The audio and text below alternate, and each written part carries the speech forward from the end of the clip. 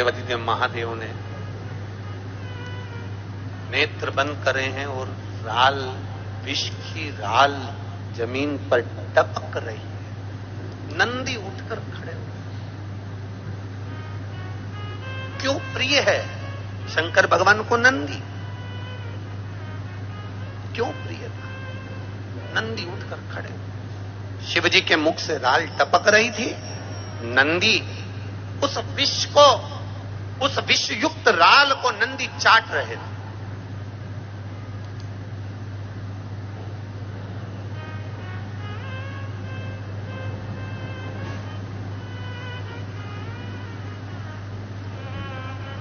उस विषयुक्त राल को नंदी चाट रहे, और नंदी जब चाट रहे थे, चाटते चाटते चाटते चाटते उस विष को जब शरीर में नंदी के गया, नंदी को भी चक्कर आकर नंदी पछाड़ कर नीचे जब गिरने लगे, तब शंकर भगवान के नेत्र खुले और नेत्र खुलकर उन्होंने नंदी को आवाज लगाया, नंदीश्वर, नंदीश्वर, नंदी, हे नंदी।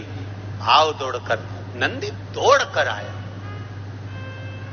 शिव ने देखा, मेरे ओघड़दानी ने देखा, मेरे शंकर भगवान ने देखा, मेरे त्रिकालदर्शी, मेरे कैलाशी, मेरे भगवान शिव ने देखा कि इसके तो कंठ पर विष जमा हो गया है।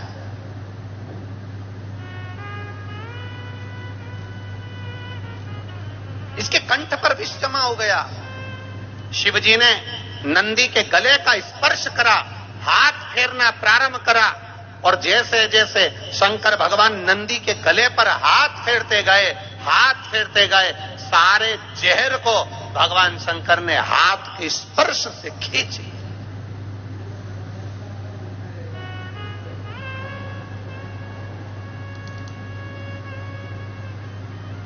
भगवान शिव बड़े प्रसन्न हुए और महादेव बड़े प्रसन्न होकर, देवादिदेव महादेव बड़े प्रसन्न होकर, आनंदित होकर नंदी से कहा, नंदी, मैंने विष पिया और तूने मेरे विष की राल को चाटा है। तेरे शरीर में भी विष प्रवेश कर गया था, तेरे प्राण छूट रहे थे, पर तू मेरा अपना बना रहा। आज मैं बड़ा प्रसन्न हूं। नंदी, मैं तुझे वर देता हूं, जहां मैं होऊंगा मेरे सामने तू सदा विराजमान रहेगा। नंदी इस वर से ज्यादा प्रसन्न नहीं हुए।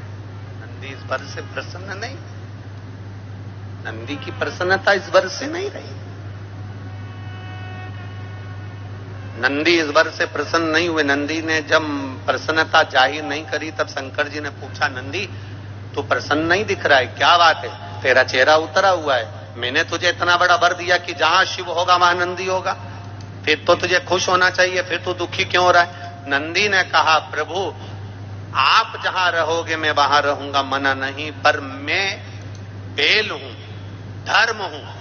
बेल पृथ्वी पर रहता है, इसलिए आपसे केवल इतना निवेदन है, जैसे भगवान विष्णु वैकुंठ में रहते हैं, ब्रह्मा ब्रह्मलोक में रहते हैं, इंद्र इंद्रलोक में रहते हैं, देवता देवलोक में रहते हैं, पितर पितृलोक में रहते हैं, गंधर्व गंधर्व लोक में रहते हैं। आपसे निवेदन है, आप कभी अपना नया लोक मत बनाना जिसमें जाकर आप बैठ जाओगे।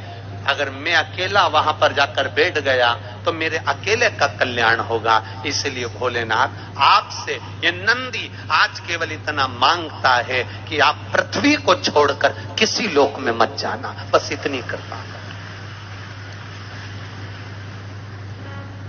इस भूमंडल को, इस पृथ्वी को, इस भूभाग को, ये देवलोक को भगवान जाना नहीं चाहते, भगवान वैकुंठ में रहना नहीं चाहते, भगवान ब्रह्मलोक में रहना नहीं चाहते, भगवान देवलोक में रहना नहीं चाहते। शिव महापुराण की कथा कहती है, नंदी ने भगवान शंकर से वर मांगा कि पृथ्वी को छोड़कर आप कहीं नहीं जाओगे, मृत्यु लोक को छोड़कर आप कहीं नहीं जाओगे। बस पृथ्वी पर जितने मनुष्य, जलचर, थलचर, वायुचर, जीव, जितने भी इस संसार सागर में मानव होंगे, जलचर, थलचर, वायुचर होंगे, जितने जीव इस पृथ्वी पर जन्मेंगे, वो अगर सांप भी चलेगा तो कंकर से चिपक कर चलेगा, पक्षी भी अगर बैठेगा कंकर के ऊपर बैठेगा, इल्ली भी अगर चलेगी तो कंकर से चिपक कर चलेगी, एक काकरोच भी चलेगा कंकर से चिपक कर चलेगा, एक जलचर, थलचर, वायुचर जो भी चलेगा, अगर मछली भी पानी में चलेगी तो नीचे कंकर में उसका स्पर्श होगा और कंकर में शंकर समाया हुआ होता है, इसलिए मृत्यु लोक से आप बाहर ना जाएं, यही विराजमान इन जीवों का कल्याण।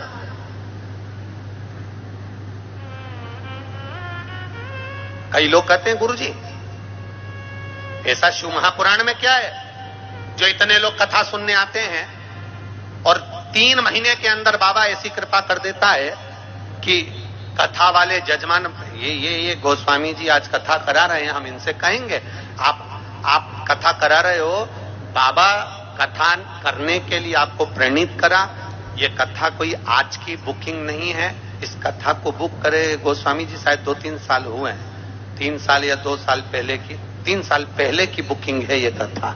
अब 23 में कथा हो रही है तो ये मानकर चलिए 2019 में या 2020 में इस कथा को बुक किया गया था, तब जाकर ये खगड़िया गांव में यहां कथा 3 साल पहले बुक करा, तब जाकर